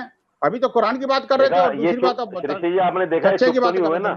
चलिए आपके क्योंकि ये इनके पास तथ्य नहीं है, इनके पास तथ्य नहीं होते, ये टे करेंगे बस। देखिए ये और एक लिस्ट पिछले 5 साल से पढ़ रहे हैं। ये घटिया पिछले 5 साल से देख रहा हूँ। मेरे साथ बहुत चैनलों पर रहते हैं, उसी लिस्ट को पढ़ते हैं। ये देखिए रटी रटाई चला नहीं पाया आज तक। रोज शाम को 5 बजे, 6 बजे, 7 बजे से टीवी पे शुरू हो जाती है। इसको करने का मेरा उद्देश्य यही करते हैं ये। मैंने कितने सभ्य उस तरीके से सुना, आप बताओ मुझे, मेरी गलती है क्या कुछ? मैं इनके बीच में बोला कभी? मैं वापस आपसे एक बार सवाल रिपीट कर दे रही हूँ और मैं विनोद बंसल जी, आप मुझे एक बात का जवाब दीजिए। जब ये बोलते हैं क्या मैं बोलता हूँ क्या? इस बात का आप जवाब दीजिए। मैं आपसे कह रही हूँ कि मैं आपको फिर 2 मिनट का टाइम दे रही हूँ, पर मेरा ये बोलते हैं तो मैं बहुत धैर्य से सुनता हूँ। हालांकि ये सब झूठ बोलते हैं, लेकिन धैर्य से सुनता हूँ। म्यूट कर दूंगी, अगर आप बोलेंगे मैं म्यूट कर दूंगी, पर मैं आपको 2 मिनट दे रही हूँ। अगर आप, जैसा मैं आपको कहना चाह रही हूँ, एक बार फिर आपने जब शुरुआत की तो आपने बहुत सारी चीजों को कहा कि ये सही है, ये गलत है, ये सही है, ये गलत है, कुरान ऐसा कहती है, ऐसा नहीं कहती है। आपने बहुत सारे जो मिथ्स हैं वो क्लियर किए, इसमें कोई डाउट नहीं है। पर लेकिन जो सवाल है ना वो वहीं का वहीं है। अब जो बात है वो ये आ गई है कि अरे तुम करते हो तो तुम भी करते हो। पर मेरे डिबेट का मोटिव ये नहीं था कि अरे तुम्हारी 32,000 बर्बाद हुई है, तुम्हारी 10 लाख बर्बाद हुई है। ये सोल्यूशन नहीं है मौलाना साहब, समझिए इस बात को। ये कह देने से जब वो ये आरोप कि लव जिहाद बढ़ रहा है, इसका सोल्यूशन ये नहीं है कि भैया हमारी भी उतनी ही परेशान है। आप ये समझिए, इस सब में हम ये भूल जाते हैं कि ये एक महिला के लिए कितना सेंसिटिव टॉपिक है। मैं कहती हूँ कि आपकी भी बात सही, मान लिया मैंने, आपकी भी बात सही, पर ये महिला सुरक्षा के बारे में क्या हम सोचते हैं कभी, या सिर्फ मैं जवाब दे दूं? खत्म हो जाती है। मैं बोल लूं 1 मिनट? आप ही से सवाल है और आप ही जवाब देंगे, और कोई हम दोनों में से कोई नहीं देगा। सवाल आप यही सुनिए, क्या इसको देखिए रोकने है जी। अब सुनिए बात, आपको याद होगा केरल के अंदर एक हादिया केस बड़ा चर्चित हुआ था, जो सुप्रीम कोर्ट आया था। सुप्रीम कोर्ट ने बाकायदा इसके लिए ये कहा था कि लव जिहाद जैसी कोई चीज नहीं है। नंबर 1, 2021 में पार्लियामेंट में खड़े होकर बीजेपी के मिनिस्टर जय किशन रेड्डी ने कहा कि एजेंसियों से हमें ऐसे कोई इनपुट नहीं मिले जिससे हम ये कह सकें कि लव जिहाद जैसी कोई चीज है। जब मिनिस्टर होकर ये बात कह रहे हैं कि लव जिहाद जैसी कोई चीज नहीं है, तो फिर बार बार लव जिहाद को क्यों उजागर किया जाता है, का नाम लेकर क्यों इस तरह की बातें की जाती हैं? मेरा कहना सिर्फ ये है, ये काम दोनों तरफ से हो रहे हैं। ऐसा नहीं कि मुसलमान लड़के, मैं कहता हूं कि मुसलमान लड़के अगर ऐसा कर रहे हैं, बिल्कुल गलत कर रहे हैं और उनको कड़ी से कड़ी सजा मिलनी चाहिए। ये साजिद रशीदी कह रहा है, कड़ी से कड़ी सजा में, क्योंकि इस्लाम में शादी से पहले लड़की के साथ डेट करना, लड़की के साथ रातें गुजारना, ये इस्लाम में जायज ही नहीं है। अगर वो ये काम कर रहा है तो अनिस्लामिक कर रहा है सारी चीजें, बिल्कुल अनिस्लामिक। लेकिन एक चीज और समझिए आप सृष्टि जी, 30 सेकंड सिर्फ मैं और लूंगा। जिस देश में रिलेशनशिप जायज हो जाए, जिस देश में लड़के और लड़के की शादी जायज हो जाए, लड़की और लड़के की शादी जायज हो जाए, वहां ये केस होंगे, इनको आप रोक नहीं सकते, क्योंकि आजादी पूरे तौर से मिल चुकी है, उसमें धर्म का कोई लेना देना नहीं है। लड़का और लड़की जो भी करे उसको आप रोक नहीं सकते। न ऐसा कोई तंत्र आपके पास है, न ऐसा कोई तंत्र मेरे पास है कि मैं लड़कों को गिरमान पकड़ के ये कहूं तुम ऐसा क्यों कर रहे हो। कोई किसी को नहीं मना कर सकता। इंडिविजुअल चॉइस है, इसके ऊपर हम बाद में अलग से विस्तार से बात करेंगे, ये अलग एक डिबेटेबल टॉपिक है। बट विनोद बंसल जी जवाब दे दीजिए। मौलाना साहब ये कह रहे हैं कि ये दोनों तरफ से होता है और लव जिहाद जैसी चीज को एग्जिस्ट नहीं करती है, ये कह रहे हैं जी। देखिए, 2 बातें हैं कि जैसे इन्होंने हादिया वाला केस बताया, ऐसे अभी एक केस और आया अभी जो रिसेंटली, जिसको कल जो है ना, कल परसों जो प्रज्ञा ठाकुर ने, जो वहाँ की एमपी हैं भोपाल की, वो एक लड़की को एक द केरला स्टोरी दिखाने ले गई, और वो लड़की जो है ना, कह रहे हैं कि वो उस मुस्लिम लड़के के साथ भाग गई। अरे वो मुस्लिम लड़के के साथ भाग गई या मुसलमान लड़का उसका भगा के ले गया, ये तो तथ्य ऑन रिकॉर्ड जब आएंगे तब पता लगेगा। एक बात। दूसरी बात ये कि देखिए, इस तरह की केसेस जो हादी वाला केसेस है, वो उस हादिया वाले केसेस को भी इससे द केरला स्टोरी में कहीं ना कहीं इसको कवर अप किया गया है कि आखिरकार उस हादिया के साथ क्या क्या हुआ। और लड़कियां जब एक बार लव जिहाद के ट्रैप में, चंगुल में ट्रैप हो जाती हैं, तो उसके बाद में उनके पास कितने मानसिक, शारीरिक और पारिवारिक दबाव होते हैं, इसकी कल्पना मेरे जैसे व्यक्ति कर सकता है जो उन लड़कियों की वेदनाओं को सुनता है, समझता है और उनको झेलता है। लेकिन मैं ये कहना चाहता हूँ, देखिए, जब ये बार बार, ये कई बार, जैसे ये कह रहे हैं कि मैंने कई बार लिस्ट दिखाई है, निश्चित रूप से मैं कई वर्षों से इस लिस्ट को लेकर बैठा हूँ। मैं चैलेंज के साथ कहता हूँ कि जितनी लिस्ट में मैंने जितने भी नाम लिए हैं, उनमें से किसी एक नाम को कोई झुठला के तो दिखा दे, क्या ये केस झूठा है, फर्जी है। मैं डेट के साथ, तथ्यों के साथ, नाम के साथ में बोल रहा हूँ, तो मैं कहता हूँ 2-4 नाम आप भी बता दो अगर आपका तथ्य कोई है तो। एक बात। दूसरी बात ये, जहां तक गृह राज्य मंत्री की बात कर रहे हैं, ठीक है, उन्होंने सदन के पटल पर बोला ये कि लव जिहाद हमारे रिकॉर्ड के हिसाब से कोई लव जिहाद नहीं है, लेकिन बाद में उसका क्लैरिफिकेशन भी दिया। दूसरी बात यह कि देखिए, जो मंत्री है सदन के पटल पर वही बोलेगा जो कानून के अंदर वर्णित है। जब कानून में कहीं भी, भारत के किसी भी कानून में लव जिहाद शब्द कोई डिफाइन ही नहीं है, तो आखिरकार उस लव जिहाद के बेसिस पर कोई डेफिनेशन बन कैसे सकती है और उसको तथ्य रिकॉर्ड कहां से आएंगे। मैं कहता हूं कि अब अगर आप रिकॉर्ड देखना चाहते हो, डाटा देखना चाहते हो ना, तो मैं आपको डाटा दिखाता हूं। देखिए, कि उत्तर प्रदेश के अंदर 2019 में ये कानून बना था, एंटी लव जिहाद और जो धर्मांतरण विरोधी कानून है, और उस कानून के बनने के पहले 10 महीने के अंदर आप देखिए, जनवरी 2021 से लेकर के अक्टूबर 2021 तक का मेरे पास डाटा है, उसमें 135 केसेस दर्ज हुए। 135 केसेस में 410 लोगों को अभियुक्त बनाया गया, उसमें से 225 को गिरफ्तार किया गया। आप देखिए कि अगले पिछले मतलब पहले 10 महीने के अंतर्गत ही 82 जो लड़कियों के 164 के अंदर बयान हुए, जिसमें से 35 लड़कियां नाबालिग थी। ये सारे केसेस लव जिहाद के हैं भाई, तथ्य ऑन रिकॉर्ड है, गवर्नमेंट ऑफ यूपी का डाटा है। मैं कहता हूं ये डाटा नहीं कोट करेंगे ये, क्योंकि वो जो डाटा जो डिफाइंड नहीं है उसको कोट करेंगे ये। तो मैं कहना चाहता हूं, देखिए यही हम कह रहे हैं, अगर धर्मांतरण विरोधी कानून, एंटी लफ्जियात कानून संपूर्ण देश के अंदर अगर लागू हो जाएगा तो आपको दिक्कत क्या है? नहीं होनी चाहिए। धर्मांतरण एक अभिशाप है, वो रोकना चाहिए। और मैं कहता हूँ एक और बात कह रहा हूँ, देखिए जो लड़कियों की बात कर रहे हैं कि भाई हिंदू लड़कियों ने मुसलमान लड़कियां हिंदुओं के पास आती हैं, मैं कहता हूँ मुसलमान लड़कियां अगर हिंदुओं के साथ ब्याहती हैं तो वो तो सुखी हो जाती हैं। सुखी हो जाती है 3 तलाक से, वो सुखी हो जाती हैं हलाला से, वो सुखी हो जाती हैं बहु विवाह से, वो सुखी हो जाती हैं धर्मांतरण के नाटक से, और वो सुखी हो जाती हैं बच्चे पैदा करने की मशीन बनने से, और वो सुखी हो जाती हैं उनको खेती जो जैसे खेती समझा जाता है उस तरह की जो व्यभिचारी मानसिकता से आजाद हो जाती हैं वो। और वहीं दूसरी तरफ अगर हिंदू लड़की अगर मुसलमान किसी जिहादी के चंगुल में फंस जाती है तो मैंने आपको बताया पहले उसको धर्मांतरण करते हैं, फिर उसके बाद में इस्लामिक सेक्स गैंग के चंगुलों में फंसती है। वो व्यभिचार न सिर्फ पति बल्कि पति के साथ में उसका देवर और भाई और अपने हलाला के रूप में उनको अपने ससुर को भी झेलना पड़ता है। इस तरह की चीजें जो है ना एक नहीं अनगिनत हो गई भाई। और आप देखिए कि ये जो केसेस हैं अब अनगिनत हत्या हो गई, रोजाना 4 केस आपको टीवी चैनल की डिबेट में मिल जाएंगे, आपको अखबारों में मिल जाएंगे। लेकिन कभी कोई आपने एक भी केस देखा है क्या किसी हिंदू ने इस तरह का छल पूर्वक बलपूर्वक किसी मुस्लिम लड़की को, मैं दोबारा बोला ये चौथी बार बोला है, लेकिन आपने एक भी केस नहीं दिखाया। मैं कहता हूँ 5 केस बताइए ना इसमें, जब मैंने 50 केस बताए आपको तो 5 केस बताइए आप। मैं बता रहा हूँ। एक चीज मैं इसमें ऐड करूंगी कि आपने सवाल किया विनोद बंसल जी का, एक चीज मैं बोलूंगी कि 2 लोगों का कोई आपने, हालांकि आपने इस्लाम के हिसाब से इसे भी खारिज कर दिया, पर लेकिन 2 लोगों का आपसे सहमति से अगर कोई रिश्ता बनता तो इससे किसी को आपत्ति नहीं है। पर लेकिन सवाल ये है कि इसमें नाम बदलने की जरूरत क्यों पड़ती है? क्या ये एक क्लियर इंडिकेशन नहीं है कि इसके पीछे कोई एजेंडा है? जवाब दीजिए। देखिए नाम बदलकर जो लोग इस काम को कर रहे हैं वो मैं तो नहीं हूँ, ना कोई मेरा बेटा है, ना कोई मेरा भाई है। अगर कर रहा है तो उसकी मानसिकता को तो वही बता सकता है ना मेरी मानसिकता क्या है, क्या उसकी मजबूरी रही होगी, क्यों उसने समझकर ये किया होगा। मैं नहीं रिस्पॉन्सिबल नहीं, बिल्कुल आप सही कह रही हैं, हम रिस्पॉन्सिबल हैं, लेकिन रिस्पॉन्सिबल इस हद तक हैं, हमारे देश का जो संविधान है, हमारे देश का जो कानून है वो इतना रिस्पॉन्सिबल बनाता है हमें कि हम टीवी पर बैठकर अखबारों में बयान देकर जुमे की तकरीरों में, ईद की तकरीरों में इस बात को कहें भाई ये बुरा है, ऐसा मत करो। हम इतने रिस्पॉन्सिबल हैं, इससे ज्यादा रिस्पॉन्सिबल हम नहीं है।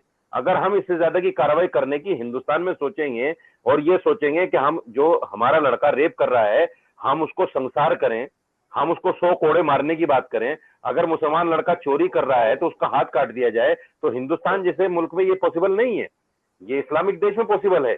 और जहां ये कड़े कानून है वहां ये चीजें होती भी नहीं है, बिल्कुल नहीं होती है।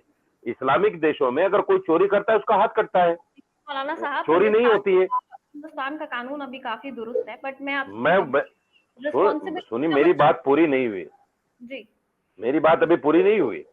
मैं सिर्फ ये कहना चाहता हूं, देखिए मैं इतनी लंबी लिस्ट गिना सकता हूं, शाहनवाज हुसैन ने क्या लव जिहाद कर रखा है, मुख्तार अब्बास नकवी ने क्या लव जिहाद कर रखा है, एडवाणी जी की भतीजी मुसलमान के साथ है, क्या लव जिहाद है, जो पहले मध्य प्रदेश की मुख्यमंत्री थी उनकी भतीजी क्या मुसलमान। अभी एक बड़ा चर्चित केस हुआ है एक बीजेपी के नेता का, जब उसने कार्ड छापा तो उसमें लड़की उसकी और मुसलमान लड़के का नाम मुसलमान, तो उस पर बीजेपी बौखला गई कि ये क्या हो रहा है और उसका बाइकाट शुरू कर दिया। तो क्या ये लव जिहाद है? ये लव जिहाद नहीं है, ये आपसी सहमति से होता है पहले, लेकिन जब आपसी सहमति के बाद, देखिए जैसे लड़का और लड़की शादी करते हैं, अगर वो शादी सही न चल पाए तो यकीनन एक दूसरे पर आरोप प्रत्यारोप लगते हैं। ऐसे ही प्यार प्रसंग का मामला है, प्यार जब तक सही चलता है सही रहता है, जब प्यार में बिगाड़ आता है वो मेरे ऊपर लाछन लगाएगी, मैं उसके ऊपर लाछन लगाऊंगा, ये तो होता ही है। लेकिन सवाल ये है कि इस्लाम उस प्यार प्रसंग को नहीं मानता। अगर लड़के मुसलमान लड़के कर रहे हैं तो वो अपनी जिम्मेदारी पे कर रहे हैं, वो खुद रिस्पॉन्सिबल है उसके लिए, देश का कानून उनको सजा देगा और देनी चाहिए। मैं तो कहता हूं देनी चाहिए और कड़ी से कड़ी सजा।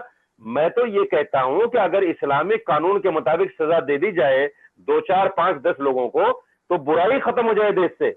करके तो देखें मौलाना साहब, ये हमारा चोरी बंद हो जाएगी, जिना बंद हो जाएगा, सब कुछ बंद हो जाएगा।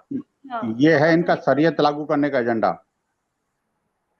अब देखिए अगर हमने कड़ी सजा की मांग कर ली तो शरीयत लागू कर दी हमने। शर्म नहीं आती आपको? अरे मौलाना ये सुना जो इस्लामिक मतलब देशों में हो रहा है, एजेंडा लागू कर दिया, हमने शरीयत नहीं सुनो। अगर मैंने सिर्फ मांग करी है तो कड़ी सजा दे दो ताकि दोबारा ऐसा कोई जुर्म। आप बताइए, निर्भया कांड हुआ था दिल्ली के अंदर, उसके बाद एक कानून बना था रेप पर, हालांकि रेप पर पहले भी कानून था, उसके बाद भी रेप हो रहा है, बीजेपी के लोग कर रहे हैं। आपको शर्म आनी चाहिए। ब्रिजभूषण के लिए हमारी बेटियां सड़कों पर बैठी हैं और आप बड़े दंदनाते फिर रहे हैं। कुलदीप सेंगर को कौन नहीं जानता? उसके पूरे खानदान को, लड़की के खानदान को तबाह कर दिया और वो मिनिस्टर बना बैठा है। शर्म नहीं आती आप लोगों को? मौलाना साहब, कितने मिनिस्टर, कितने एमपी इस मामले में लिप्त है और आप बड़ी महिला सुरक्षा की बात करते हो? कितने अफसोस की बात है। जो सच को सच नहीं कह सकते। अगर मुसलमान कर रहा है तो लव जिहाद है, हिंदू कर रहा है तो बहुत दूध का धुला हुआ है। मौलाना साहब, टॉपिक से नहीं भटकेंगे, आप विनोद बंसल जी को जवाब। अरे सच को सच कहना सीखो। जी विनोद बंसल जी, अपनी हिम्मत होती है। जैसे मैं एक्सेप्ट कर रहा हूं कि मुसलमान लड़के करते हैं तो उसको सजा, आप नहीं कर सकते एक्सेप्ट, आपके अंदर नहीं है वो हिम्मत, क्योंकि आपका समाज बहिष्कार कर देगा आपको, वीएचपी प्रवक्ता पद से हटा देगी आपको। मौलाना अब मेरा नंबर है, मौलाना मेरा नंबर है, आप कह रहे हैं बीच में नहीं बोलते मैं देखिए बात यह है कि कहीं भी कुछ भी बात हो ये बीजेपी के लिए घुस जाते हैं। अरे बीजेपी के दामन में क्यों घुस जाते हो आप? मुझे बताइए, बीजेपी का कोई प्रवक्ता में बैठा हुआ है कि कोई पॉलिटिकल डिबेट हो रही है क्या? हम एक सामाजिक मुद्दे पर डिस्कस कर रहे हैं। वो बेहतर उरा का टॉपिक तो आपने गोलमोल कर दिया कि आखिरकार बेहतर उरा होती क्या है, आखिरकार हलाला क्या है, उस पर नहीं बोलेंगे। आखिरकार वो जन्नत का जो सबब दिखा करके और उनको आतंकवाद की राह पर जिनको धकेला जा रहा है उसके लिए क्या करेंगे? जब सरतन से जुदा की गैंग जब सड़कों पर उतरती है तब आपको जैसा कोई मौलाना वहां जाकर के रोकता नहीं उनको कभी, आखिरकार ये पैगंबर के नाम पर आप क्यों हिंदुओं की जान लेने पर उतारी हो? और एक नहीं अनेक लोग, आप देखिए कि जो उमेश कोले था वहां का, उमेश कोले को 22 वर्ष की जो दांत काटी दोस्ती थी उसके साथ में, और वो तो जो जिहादी था जिसने मारा वो तो एक डॉक्टर भाई प्रोफेसर था। एक अजीज दोस्त को उसने सिर्फ एक व्हाट्सएप पोस्ट पर मार दिया। ये जो अंदर का इस्लाम है कब जाग जाएगा, कब हिंसक बन जाएगा, कब उसको मर्डर के लिए तैयार कर देगा, कोई नहीं जानता। लेकिन आप देखिए कि इस्लाम की ये चुपड़ी चुपड़ी बातें हैं कुरान के अंदर ही सीमित रह जाएंगी क्या मौलाना जो है जिसको कहते हैं आप इमाम काउंसिल के हम अध्यक्ष हैं, तो आखिरकार उन इमामों को कौन समझाएगा जो कि वहां पर मस्जिद में तकरीरें देते हैं? आप नहीं समझाओगे तो कौन समझाएगा? आप बोलिए ना उनको। तो उन सारे जितने भी ये जो आतंकवादी संगठनों से जुड़े हुए लोग हैं, आखिरकार ये जो जब आतंकवादी मारा जाता है तो उसके जनाजों में हजारों की संख्या में लोग कौन होते हैं? क्या कोई हिंदू होता है क्या? ये समझना पड़ेगा। और देखिए जोर जोर से चिल्लाने से कोई बात सत्य बन जाएगी ऐसा नहीं है, ये नहीं हो सकता। ये जी बात हमने ले ली है, मौलाना साहब इस पे जवाब देंगे। मेरा एक सवाल है जी, साथ में मेरा एक सवाल है, मैं जोड़ूंगी। और अब समय मेरे पास बहुत सारे टॉपिक थे डिस्कस करने के लिए, बट लगभग 1 घंटे की डिबेट हमने इसी मुद्दे पे कर ली है। तो आप विनोद बंसल जी की बात का भी जवाब दीजिएगा साथ में, उसके बाद मेरा आपसे एक सवाल है, संक्षेप में अपना जवाब दे दीजिए, उसके बाद मैं अपना सवाल पूछूंगी।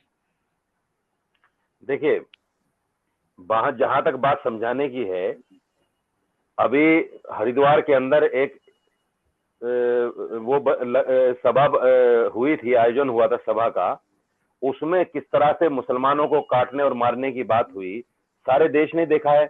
विनोद बंसल ने कितना समझा लिया उनको। हिंदू महासभा ने प्रेस कॉन्फ्रेंस करके बाकायदा ये कहा, हिंदू सेना ने ये कहा कि जो मुसलमान लड़की को लेकर आएगा हम उसको एक घर देंगे, पूरे साल का राशन देंगे। कितना समझा लिया आपने उनको। साध्वी प्रज्ञा सिंह ठाकुर जो एमपी भी है और उन्होंने संविधान की शपथ ली है, वो कह रही है चाकू छुरी तेज रखो, गर्दन काटने के काम आएगी। कितना समझा लिया आपने उनको। ये सारी चीजें जो चिकनी चुपड़ी हैं अपने पास तक रखो, कोई समझाने का अधिकारी नहीं है यहाँ सिर्फ हम और आप कह सकते हैं। हमारे कहने से कोई मानेगा इसकी गारंटी हम नहीं ले सकते। हम समझाते हैं सिर्फ, और समझाने का काम है। बड़े लोगों को समझाना चाहिए, बुरी बात के लिए बताना चाहिए अपने छोटों को कि ये काम बुरा है, नहीं करना। आज औलाद तो मानती नहीं है। आप कह रहे हैं कि मैं आपको समझा दूं, आप कह रहे हैं कि मैं पूरे मुस्लिम समाज को ठीक कर दूं। औलाद तो मानती नहीं आजकल किसी की। आपने सुधार लिया हिंदू समाज को। अरे हिंदू समाज कैसे रामनवमी पे तलवारें लहराते हैं और कहते हैं हिंदुस्तान में रहना तो जय श्री राम कहना है। जो रामजादे हरामजादे की बातें करते हैं, जो कहते हैं मुसलमान के दोस्तान कब्रिस्तान या पाकिस्तान, आपने समझा लिया उनको। जिन्होंने जय श्री राम का नारा लगाकर सैकड़ों मुसलमानों की लिंचिंग कर दी गाय के नाम पर, और गाय को आप माता कहते हो और नॉर्थ इंडिया में उसको खाते हो। आपने समझा दिया हिंदुओं को, आपने समझा दिया। मौलाना साहब एक भी एक नहीं। आप ही की बात, हिंदुस्तान गाय का गोश्त व्यापार करने में, एक्सपोर्ट करने में नंबर 1 है पूरी दुनिया में आज के टाइम में। आप एक भी माता नहीं कहते हो रहा, गाय को, एक एक एक आपने एक अंश बार नहीं कहा जा है, रहा। आप झूठ बोल रहे हैं, आपने झूठ एक मत बार, बोलिए। अरे अरे इस बात को तो झूठ मत मोदी जी ने बोलिए। एक्सेप्ट किया है खुद कि अरे झूठ मत हमारा बोलिए, देश बीफ साहब, झूठ व्यापार मत में बोलिए। सबसे बड़ा है। मौलाना मैं केस साहब, कर दूंगा आपके ऊपर, झूठ मत मोदी जी बोलिए। कह रहे हैं इसको, केस आप- कर मैं रहे केस कर हैं, दूंगा आपके ऊपर। आप करिए केस मेरे ऊपर, कंसल जी, मैं मौलाना रखूंगा तथ्य कोर्ट में। प्लीज हम्म। ये हाँ। टॉपिक नहीं है। इससे हिंदुस्तान मत- के अंदर जो टॉप 10 कंपनी है बीफ की, वो हिंदुओं की है और बल्कि आरएसएस और बीजेपी के लोगों की है। अरे शर्म ये नहीं देखो आती फिर वही आपको? पहुंच गए, फिर बीजेपी में आप- पहुंच शर्म नहीं गए, आती आपको? फिर आरएसएस आप- बीजेपी आ गए।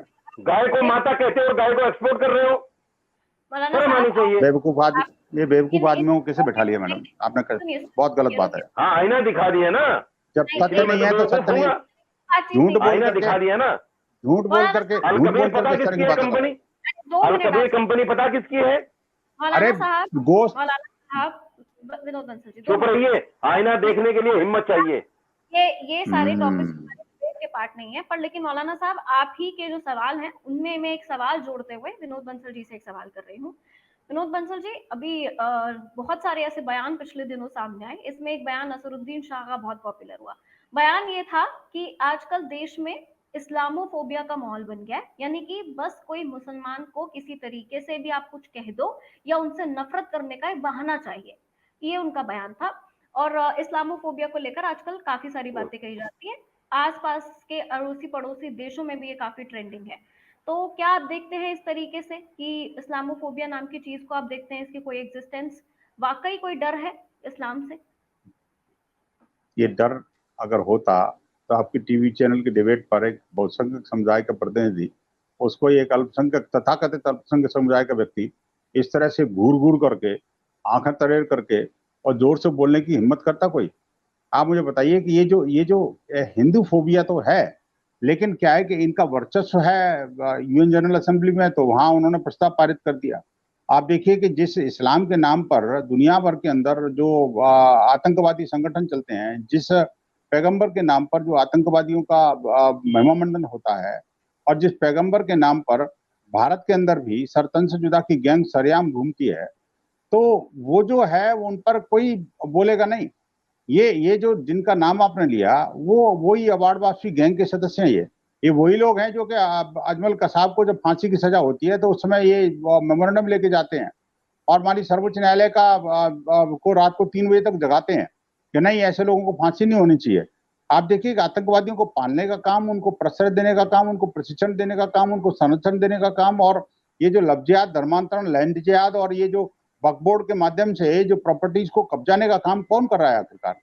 अब ये देखिए, वक्फ बोर्ड नामक एक संस्था है जो कि भारत के जो रेलवे के बाद में सबसे ज्यादा प्रॉपर्टी ऑनर है। आप देखिए, वो ये कब्जाई प्रॉपर्टी भारत की जो है ना, अब ये उन्होंने कब्जा रखी है। उसके माध्यम से तमाम तरह के जिहाद दुनिया के अंदर चल रहे हैं, उस पर कोई नहीं बोलेगा। लेकिन डिबेट में चुपड़ी चुपड़ी बातें करके, दूसरों के ऊपर एलिगेशन करके कुछ भी कह लो।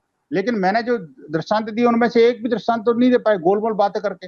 लेकिन खैर चलो, आपके दर्शक अच्छी तरह जानते हैं और दुनिया बदल रही है। ये बेहतर उरों का जो फिल्म की जो बात आई है, वो ना हलाल पर बोलेंगे, ना बेहतर उरों पर बोलेंगे, ना जन्नत पर बोलेंगे। जिस टॉपिक पे आपका डिबेट है उस टॉपिक पर नहीं बोलेंगे, बाकी इधर उधर बीजेपी, आरएसएस और बीएचपी और इन सब बातों को लेकर मैंने कभी भी इनको ये नहीं कहा कभी कोई इस्लामिक जो कोई किसी ऑर्गेनाइजेशन का नाम लिया हो। मैंने सिर्फ एक ऑर्गेनाइजेशन का नाम लिया अभी तक, जो कि आतंकवादियों को बचाने के लिए उसने खुले में स्टेटमेंट दिया कि आखिरकार वलीउल्लाह को फांसी से हम बचाएंगे। ये कौन कर रहा है आखिरकार? ये जो देश और दुनिया की सबसे बड़ी इस्लामिक ऑर्गेनाइजेशन है जी, लेकिन नहीं बोलते ये लोग। तो मुझे लगता है कि ये बहुत सारी बातें हैं, अब इसको थोड़ा बाइंड अप करना पड़ेगा, मुझे भी थोड़ा जाना। खत्म करके डिबेट आप अपना वो दे दीजिए रिएक्शन, उसके बाद जी। देखिए, जिन लोगों को ज्ञान नहीं है उनको पता नहीं। आपको याद होगा अजमल कसाब को भी हमारे देश ने लीगल एड दी थी, दिया था कि नहीं दिया था? हालांकि वो आतंकवादी था। हमारे देश के संविधान में चाहे कोई कितना भी बड़ा मुजरिम, कितना भी बड़ा गुनहगार हो, लीगल एड लेने का उसको भी अधिकार है। लेकिन इनको ज्ञान नहीं है ना, ज्ञान नहीं है तो उल्टा सीधा बोलेंगे। जमीयत ने अगर किसी को लीगल एड दी है तो वो संविधान के खिलाफ नहीं है, वो संविधान के खिलाफ नहीं है। हाँ, वो आतंकवाद को सपोर्ट आतंकवादी। करना नहीं कहते उसको। और नहीं जिस कहते वकील ने अजमल आतंकवादी। कसाब का केस लड़ा है, वो क्या आतंकवादी था? वो क्या देशद्रोही था वकील? बताओ आप मुझे। आपको तो जानकारी आतंकवादियों को नहीं है, क्योंकि पालना। आप पढ़ के तो बैठते नहीं। आपके अंदर जो देखो इस्लामोफोबिया आगे नसीरुद्दीन शाह ने कहा आगे है, लाइन पर, जो आगे इस्लामोफोबिया लाइन है पर, ना, वो आगे इस्लामी लाइन पर फोबिया के नाम पर ही सारी बातें करते हो आप। मैंने एक हिंदू तथ्य नहीं धर्म को बताएंगे लेकर एक बार भी, सुनिए, ये मेरी अच्छाई देखो, मैंने हिंदू धर्म या हिंदू देवी देवताओं का नाम लेकर एक बार भी ये नहीं कहा कि ये है ये है। आपने पैगंबर मोहम्मद साहब का नाम लेकर 50 बातें कर ली। ये अरे आपकी 50 कमी है, बार हो क्योंकि रही है, आपके अंदर पूरी तालीम नहीं है। दुनिया के अंदर हो रही है, तालीम मैं नहीं थोड़ी है कह रहा हूँ, भाई साहब, मैं आपको थोड़ी कह रहा तालीम हूँ, वो तो नहीं है। दुनिया कर रही है। अगर आप हिंदू आपके लोग धर्म कर रहे को भी हैं, सही पढ़ ले, आप लोग कर सुनिए, रहे हैं, फिर आप आप बीच में लोग कर बोल रहे रहे हैं, हैं, फिर आप बीच हमने में नहीं बोल कहा। रहे हैं, नहीं, अब फिर आपकी डिबेट देखिए, आपकी नहीं हवा नहीं भड़क गई, देखिए, क्योंकि मैंने अब बोल दिया सही। सुनिए, बौखलाहट से काम नहीं बौखलाना चलेगा। देखिए बौखलाना नहीं चाहिए, सुनिए मेरी शशि बात। शशि जब झूठ बोलेंगे तो फिर नहीं जो पड़ेगा। आदमी अंदर से कमजोर होता है ना, एक जो घंटे आदमी का अंदर से कमजोर होता है, उसको गुस्सा भी इतनी जल्दी आता है। समझ लीजिए आप बात को। आपके अंदर है नहीं कुछ भी, सिवाय किसको मुसलमान और गुस्सा? इस्लाम को गाली देने के। इसलिए आप जो है धैर्य से नहीं सुन सकते। ठीक है आपके अंदर है ही शशि, नहीं वो क्षमता। अगर आप हिंदू अगली बार धर्म को थोड़ा भी के सही वक्ता। पढ़ लेते, अगर आप हिंदू धर्म को भी सही पढ़ लेते, तो मैं समझता हूं कि सच्चा हिंदू इस्लाम और मुसलमान को गाली नहीं दे सकता। एक भी सच्चा हिंदू दृष्टांत नहीं दे नहीं दे सकता। पाए, एक भी दृष्टांत नहीं दे पाए। डिस्कशन, डिबेट नहीं था कि कुछ ऐसी बातें निकले जो लोगों को मनन चिंतन करने पर मजबूर करे, जो दोनों ही तरफों से सही हो। क्योंकि ये बात सही कही गई है कि दोनों तरफ से सोचने की जरूरत होती है हमेशा, कोई एक तरफा कभी Yes, पूरी तरफ से नहीं होता है। बिल्कुल। आप अपनी बात रखिए, एक दूसरे पे आरोप प्रत्यारोप का कोई मुद्दा है नहीं, ठीक है। घूम फिर के हमने बहुत सारे टॉपिक्स इसमें टच कर लिए, पर लेकिन घूम फिर के वही बात आती है कि जो हमने शुरुआत की थी डिस्कशन में, उसको छोड़ के हम बीजेपी पे चले गए, हम इस पे चले गए, हम कई सारे केसेस पर चले गए। मैं क्लोजिंग स्टेटमेंट ले लेती हूँ दोनों का। मौलाना साहब आपसे शुरू करूंगी, उसके बाद विनोद बंसल जी आपके पास आऊंगी। क्लोजिंग स्टेटमेंट आप बस अपना दे दीजिए, जो फिल्म्स इस तरीके की आ रही है, क्योंकि मैंने इससे शुरुआत की थी इसीलिए मैं इस पे खत्म कर रही हूँ। केरल स्टोरी हुई, आपत्ति जताई गई। कश्मीर फाइल्स आई फिल्म, आपत्ति जताई गई। अब ये फिल्म है जो अभी तक पूरी तरह आई भी नहीं है, सिर्फ इसका टीजर हुआ, आपत्ति जताई जा रही है। क्या कहीं ना कहीं ये बात फैक्ट नहीं है कि इस तरीके की चीजों को दिखाना जरूरी है उन लोगोों के लिए भी जो इसमें फंसते हैं? आप ये देखिए कि चलिए जो केरला स्टोरी फिल्म है उसमें ये बताया गया कि हिंदू लड़कियां टारगेट होती हैं, बट लेकिन जो इस फिल्म का टीजर है 72 बुरे, इसमें तो खुद मुसलमान लड़कों का नुकसान है। आप सोचिए कि 21-22 साल की उम्र में जिहाद पे निकल जाएंगे, जीवन खत्म हो जाएगा, सिर्फ ये सोच कर कि जिहाद के बाद 72 बुरे मिलेंगे। तो इस तरीके की जो गाइडेंस उन्हें मिल रही है, ये तो उनके लिए, ये फिल्म तो उनके लिए ज्यादा इंपॉर्टेंट हुई। अब अपना आप क्लोजिंग देखिए देखिए, मैंने पहले ही बैठते ही कहा था कि फिल्म का विरोध करना कोई अक्लमंदी नहीं है जी। फिल्में तो होती ही ऐसी हैं, उनमें कुछ सच भी होता है, कुछ झूठ भी होता है, कुछ काल्पनिक भी होता है, कुछ सच्ची कहानियों पे आधारित भी होती हैं। आप देखिए, जैसे पीके फिल्म आई थी, या माँ काली को जो है बीड़ी सिगरेट पीते हुए दिखाया गया था, उस वक्त भी अफसोस होना चाहिए था सब लोगों को। आज क्यों अफसोस कर रहे हैं कि अगर इस तरह की फिल्म आ रही है, द कैरल स्टोरी, अपना स्टोरी? मैं नहीं मानता इस चीज को कि भाई फिल्म का हमें विरोध करना चाहिए। अगर इस तरह की कोई बात सामने रख रहा है कि भाई आतंकवाद जैसी जो चीजें जिसको हम कंडम करते हैं, कंडम करते हुए आ रहे हैं, अगर उस आतंकवाद को कोई दिखाने की कोशिश कर रहा है तो दिखाए, अच्छी बात है, ताकि लोग उससे सुधरें, उससे सीख लें। मैं तो इसको अच्छा मानता हूं, मैंने तो नहीं कहा। रही बात जन्नत की, देखिए जन्नत हमारी आस्था है, लेकिन अगर उस आस्था को गलत इस्तेमाल कर रहा है आतंकवाद के नाम पर और बच्चों को आतंकवाद में झोंकने के नाम पर, तो मैं उसको कंडम करता हूं।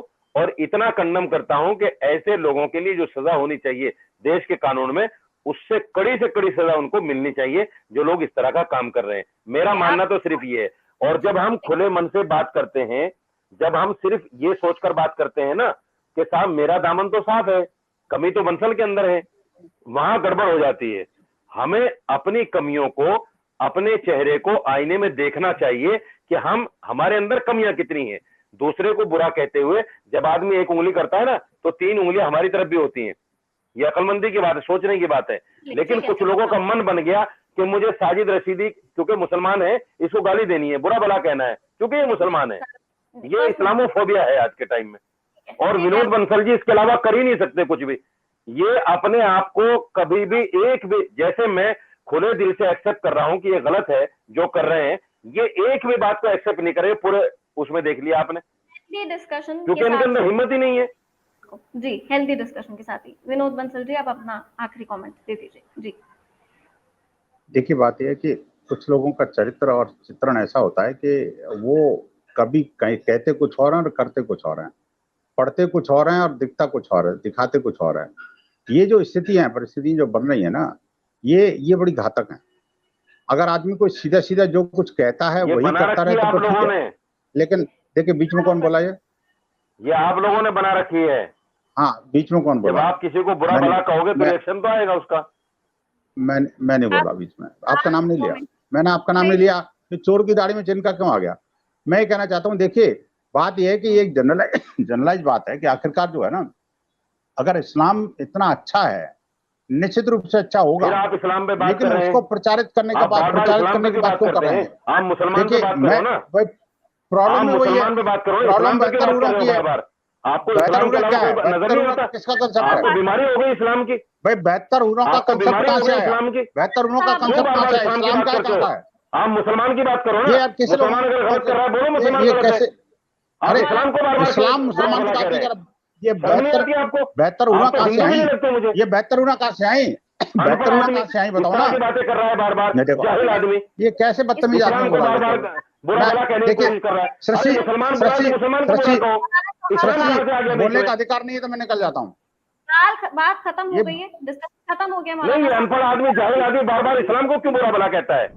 मैं आप मैं वो क्षमा गाय चाहता माता है हूँ, आपकी, ऐसे लोगों के साथ मैं दोबारा डिबेट नहीं करूंगा। गाय आपकी माता भी धन्यवाद। है और खा भी रहे हो उसको और बेच भी रहे हो उसको, शर्म आनी चाहिए आपको। मौलाना साहब 1 मिनट दे दीजिए बस। विनोद बंसल जी, आप अपना लास्ट कमेंट खत्म करिए। नहीं, अगर इस्लाम पर बोलेगा मैं बोलने नहीं दूंगा बिल्कुल। देखिए मुसलमान गलत है तो मुसलमान को गलत बोलो, मैं भी देखिए एक्सेप्ट करता हूँ। ऐसे लोगों के साथ डिबेट करना मेरा स्वभाव नहीं है। मैंने पहले ही बोला था आपको। देखिए ये लोग एक्सेप्ट नहीं कर सकते जो तथ्यों के साथ छेड़छाड़ करते हैं। मैं कहता हूँ देखिए मैंने जितने भी तथ्य गिनाए उनमें से एक भी कुछ झुटला के दिखा तो मैं चैलेंज कर सकता हूँ। लेकिन मैं कहता हूँ आप डिबेट का डेकोरम बना के रखिए ना। अपनी औकात में नहीं आना चाहिए आदमी को। देखिए जो मुद्दा है बेहतर हूरों का जो फिल्म है, बेहतर हूरों का कंसेप्ट कहाँ से आया आखिरकार और किसने बनाया और उसका सच्चा रूप क्या है? मैं और नकार उसको रहा हूँ परोसा आपके कैसे सामने जा रहा बैठ है? के, परोसा कैसे जा रहा है? मैं नकार रहा हूँ बैठ के आपके सामने, फिर बीच में क्यों लेकिन बोल आप रहे हो? बार बार इस्लाम में घुस रहे हो, बार बार इस्लाम में घुस रहे हो। इस्लाम का ही तो अरे कंसेप्ट है और मुसलमान किसका बुरा है वो उसको बुरा हिंदू का कहो। थोड़ी है। अरे हिंदू अगर का कंसेप्ट मुसलमान थोड़ी ने है बेहतर बुरा हो रहा किया है। है तो उसको बुरा कहो। बेहतर हूरों का कंसेप्ट किसका इस्लाम है? का कहाँ से आ गया? इस्लाम का ही तो मैं तो है। हिंदुइज्म पे नहीं जा रहा हूँ, मैं तो वेदों पे नहीं जा रहा हूँ, मैं तो आपके भगवानों पे नहीं जा रहा हूँ। कैसे जाओगे? हमको ऐसा काम करते नहीं है। मैं कहता हूँ आपने बेहतर ऐसा हूरों काम का करते कंसेप्ट नहीं कौन हो? लेके आया? बेहतर हूरों का कंसेप्ट कौन लेके आया? बकवास कर रहे इस्लाम हो तो बैठ लेके के आया ना, बिला कौन बजे लेके की। आया? बेहतर हूरों का बोलना कंसेप्ट नहीं कौन आता लेके आया? आपको। ये देखो ये चलिए ठीक है सृष्टि जी, मुझे लगता है ऐसे एंड करना पड़ेगा आगे से। इस जाहिल आदमी के साथ दोबारा मत बिठाइए मुझे आप।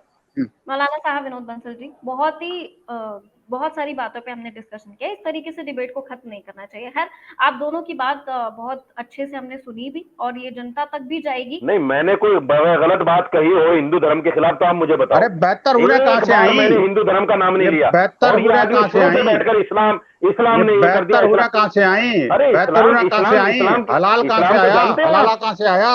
हलाला कहाँ से आया? जन्नत कहाँ से आई? इसीलिए आप बेहतर हूरें कहाँ से आई? अगर इस्लाम से बेहतर डरना हूरें होता कहाँ तो है? बड़बड़ाते नहीं। ये इस्लामी बेहतर हूरों को बोलो अगर हिम्मत है इस्लाम तो। का डर ही तो है। हिम्मत है तो बेहतर हूरों बोलो ना। चलिए ठीक है। एमबीबीएस डॉक्टर, बड़े बड़े सृष्टि जी, इंजीनियर इस्लाम ला रहे हैं, मुसलमान हो रहे हैं इस्लाम को पढ़कर। एक्स मुस्लिम एक्स मुस्लिम ठीक है सृष्टि जी। उसमें बहुत अच्छे से आपने अपने पॉइंट्स रखे हैं और उसको सुना भी गया है और 1-1.5 घंटे में बहुत सारी चीजें होती हैं जो शायद अभी हम सुनेंगे तो हमें लगेगा कि हमने कितनी चीजों पे बात कर ली। तो इसको इस तरीके से खत्म नहीं करना चाहिए। जब बातचीत हो तो आपकी अंडरस्टैंडिंग आइंदा कभी मेरे सामने बैठ के इस्लाम को बुरा मत कहना, याद रखना विनोद बंसल। खत्म करते हैं। हमने देखिए बातचीत खत्म करते हैं जी।